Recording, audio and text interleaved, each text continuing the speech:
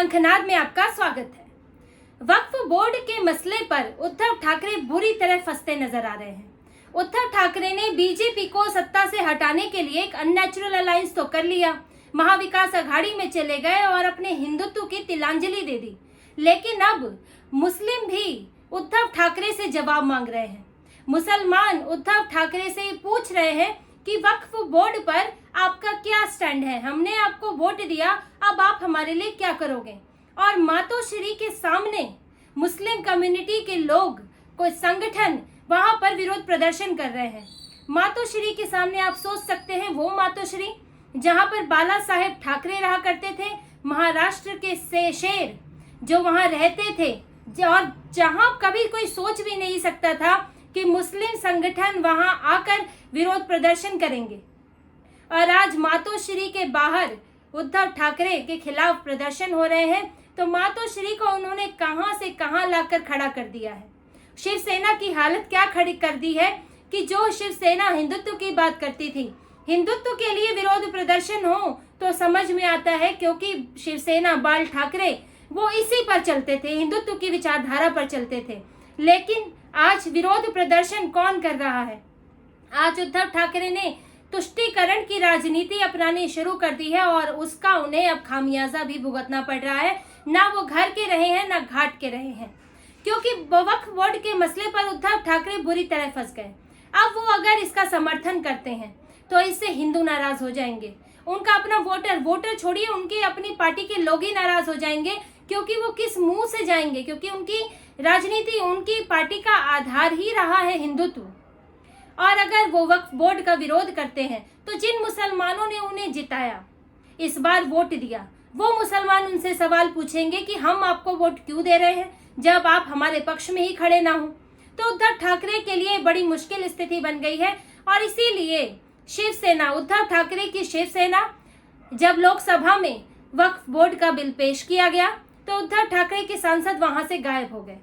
उनके सांसद वहां मौजूद ही नहीं थे, चर्चा में मौजूद ही नहीं थे, और ये बताया ही नहीं कि हम वक्फ बोर्ड के पक्ष में हैं, उसको संशोधन के लिए जो लाए गए बिल थे उसके पक्ष में है या फिर उसके विरोध में है। और उन्होंने वहां से चुपचाप वो लोग निकल लिए और अब ये विवाद का विषय बन गया है। बीजेपी भी सवाल कर रही है। शिवसेना, एकनाथ शिंदे की शिवसेना के नेता संजय निरुपम और मिलिंद देवड़ा दोनों ने सवाल किए हैं कि आप इस पर स्टैंड क्लियर कीजिए। संजय निरुपम का कहना है कि आप इस पर वक्फ बोर्ड में जो संशोधन हो रहा है उस पर आप अपना स्टैंड क्लियर कीजिए। उद्धव ठाकरे बताएं कि वो संशोधन के पक्ष में है या विरोध में है। इस तरह से बीच का रवैया अपना के लोकसभा से भागने से कुछ नहीं होगा। इसी तरह मिलिंद देवड़ा भी पूछ रहे हैं कि जब मुसलमानों से आपने वोट लिया तो अब आपको बताना पड़ेगा कि आप उनके मुद्दे पर उनके साथ हो कि नहीं हो, आपको स्टैंड क्लियर करना पड़ेगा। और उद्धव ठाकरे इसी में फंस गए हैं। और इस बीच मातोश्री के बाहर मुस्लिम कम्युनिटी के लोगों ने आके विरोध प्रदर्शन किया और उद्धव ठाकरे से जवाब मांगा कि हमने आपको वोट दिया था, अब आप हमारे लिए क्या कर रहे हैं। और देखिए, अब विधानसभा चुनाव आने वाला है और उद्धव ठाकरे के लिए यही मुश्किल बन गया है, क्योंकि लोकसभा चुनाव पहला चुनाव था जब शिवसेना, उनकी उद्धव ठाकरे की शिवसेना अलग हुई, टूटी, और वो गठबंधन तोड़कर, बीजेपी से गठबंधन तोड़कर महाविकास अघाड़ी में गए, एनसीपी और कांग्रेस का साथ लिया। उसके बाद ये पहला चुनाव था और इसलिए उनको कुछ सिंपैथी वोट भी मिले। हालांकि वो सिर्फ 21 में से 9 सीटें जीत पाए, उनकी हालत तो खराब हुई है। और एकनाथ शिंदे की शिवसेना 7 सीटें जीत गई, पहली बार अलग होकर पार्टी उतर रही थी। तो उद्धव ठाकरे को इस बार, लेकिन फिर भी जो 9 सीटें आई वो भी इस वजह से आई कि उनको, क्योंकि वो महाविकास अघाड़ी का हिस्सा थे, तो उन्हें मुसलमानों ने वोट दिया। और इसके अलावा कुछ सिंपैथी वोट भी पड़ा, क्योंकि मातोश्री से भी उन्होंने जाने का एक बार इस तरह का वो किया था कि वो मैं मातोश्री से जा रहा हूँ, मैं इस्तीफा दे रहा हूँ, तो कुछ लोगों में सिंपैथी वोट भी जगह था। लेकिन अब जब फैसला लेने का वक्त है, जब ऐसा मुद्दा सामने है जहां उनको क्लियर बताना होगा कि वो किसके साथ खड़े हैं, तो वहां उद्धव ठाकरे के लिए मुश्किल खड़ी हो गई है। इस बार वो जिस गठबंधन के साथ है, महाविकास अघाड़ी में एनसीपी और कांग्रेस है, जो दोनों ही तुष्टीकरण की राजनीति करते हैं, मुस्लिम वोट बैंक उनकी जरूरत है। तो ऐसे में दोनों ने वक्फ बोर्ड के विरोध में, वक्फ बोर्ड संशोधन बिल के लिए विरोध दर्ज कराया है, उसे खारिज करने की मांग की है। अब उद्धव ठाकरे लेकिन अगर इसका समर्थन करते हैं, संशोधन बिल का समर्थन करते हैं, तो ऐसे में एनसीपी और कांग्रेस को नुकसान होगा और इसलिए उद्धव ठाकरे पर यह दबाव बनाया गया है कि आप वक्फ बोर्ड संशोधन बिल का विरोध ना करें, इसलिए आप वहां से गायब हो जाएं।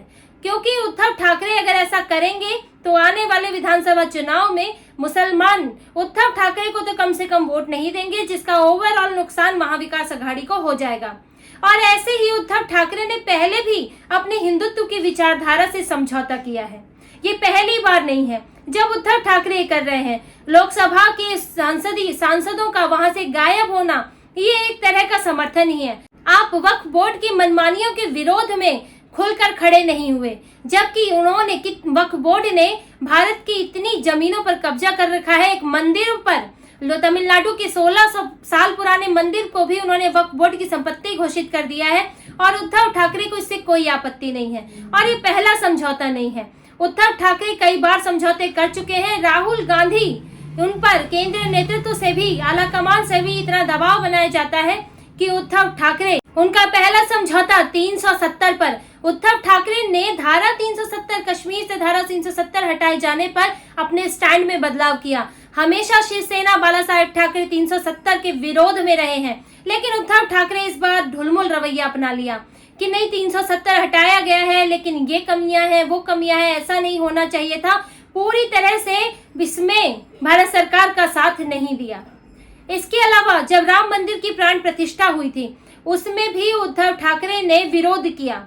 आप बताइए, राम मंदिर जिसके लिए बाला साहेब ठाकरे ने कहा था कि बाबरी मस्जिद को गिराने में शिव सैनिकों का हाथ नहीं बल्कि लात है और मुझे ऐसे ही शिव सैनिक चाहिए, और उस राम मंदिर अयोध्या राम जन्मभूमि के लिए उद्धव ठाकरे ने विरोध किया। उन्होंने प्राण प्रतिष्ठा पर सवाल उठाए, बीजेपी का इवेंट बताया और उसमें प्राण प्रतिष्ठा में वो नहीं गए।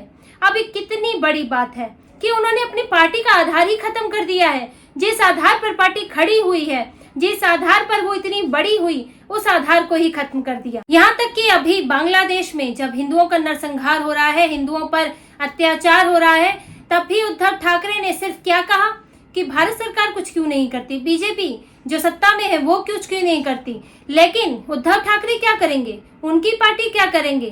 क्या उन्होंने कोई बयान दिया? क्या हिंदुओं के साथ एकजुटता दिखाई?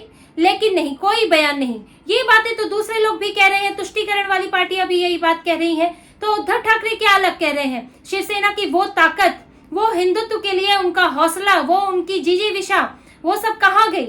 उद्धव ठाकरे जो शिवसेना में जो जुनून दिखता था वो कहाँ गया? और उद्धव ठाकरे पूरी तरह से तुष्टीकरण वाले नेता बन गए हैं। लेकिन उद्धव ठाकरे तो बन गए हैं, लेकिन उनकी पार्टी के जो लोग हैं, उनकी पार्टी को जो वोट देने वाले लोग हैं, उनका जो आधार है, जो उनकी उम्मीदें हैं, वो ऐसे नहीं बदलती। उद्धव ठाकरे जो कर रहे हैं वो उनके खिलाफ ही जा रहा है और उनसे अब हिंदू भी सवाल पूछ रहे हैं, उनकी पार्टी को वोट देने वाले हिंदू भी सवाल पूछ रहे हैं कि आप हमारे लिए क्या कर रहे हैं। और उद्धव ठाकरे इसीलिए ही फंसे हुए हैं। और अगर उद्धव ठाकरे अब संशोधन बिल का विरोध करते हैं तो उनसे हिंदू सवाल पूछेंगे। उनकी पार्टी का जो आधार है, उनकी पार्टी के नेताओं को ये जवाब देना होगा कि आपने हिंदुओं के लिए किया क्या। वक्फ बोर्ड जो है मंदिरों पर कब्जा कर रहा है, वक्फ बोर्ड कोई भी जमीन पर हथिया लेता है और आप कर क्या रहे हैं? आपने हिंदुओं के लिए, आप कहते हो आप हिंदुत्ववादी पार्टी हो, हमारा हिंदुत्व अलग है, हमारा हिंदुत्व अलग है, तो ये कैसा हिंदुत्व है आपका कि आपके जो लोग हैं उनको पता ही नहीं चलता कि आप उनके लिए कुछ कर रहे हैं। तो उद्धव ठाकरे की स्थिति बड़ी खराब है। अभी एक तरफ तो वो सीटों के लिए संघर्ष कर रहे हैं कि उनको कुछ तो सीटें, सम्मानजनक सीटें मिल जाए महाविकास अघाड़ी में, और दूसरी तरफ वो ये हिंदू मुसलमान के बीच में आके फंस गए हैं क्योंकि वो एक अननेचुरल अलायंस में है। वो एक ऐसे अलायंस में है जो उनकी विचारधारा के बिल्कुल उलट है। कांग्रेस और एनसीपी पूरी तरह से तुष्टीकरण वाली पार्टी है और उद्धव ठाकरे हमेशा हिंदुत्ववादी पार्टी रही है, लेकिन अब वो तुष्टीकरण की तरफ बढ़ रही है। तो ये बीच मझधार जो है, ये दो नावों पर सवार होकर जो उद्धव ठाकरे चल रहे हैं, ये इनको बड़ा खतरनाक साबित होने वाला है। और ये भी तय होता है कि जो दो नाव पर चलता है वो किनारे तो कभी नहीं लगता है, उसका डूबना तो तय है। तो उद्धव ठाकरे जितनी जल्दी तय कर लेंगे कि उनको एक नाव पर और कौन सी नाव पर सवार होना है, तभी उनके लिए अगले विधानसभा चुनाव में अपने आप को खड़ा कर पाना, अपनी पार्टी को साबित कर पाना संभव होगा। तो इसी तरह की और खबरें और विश्लेषण आपके लिए लाते रहेंगे। हमसे जुड़े रहिए, सब्सक्राइब कीजिए, कमेंट कीजिए। बहुत बहुत धन्यवाद। जय श्री राम।